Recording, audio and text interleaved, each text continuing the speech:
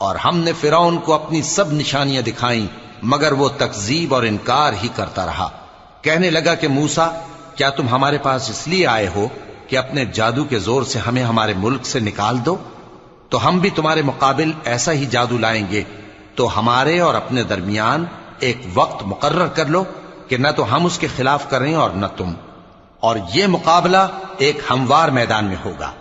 موسیٰ نے کہا کہ آپ کے لیے یوم زینت کا وعدہ ہے، اور یہ کہ لوگ اس روز دن چڑھے اکٹھے ہو جائیں۔ تو فرعون لوٹ گیا اور اپنے سامان جمع کر کے پھر آیا۔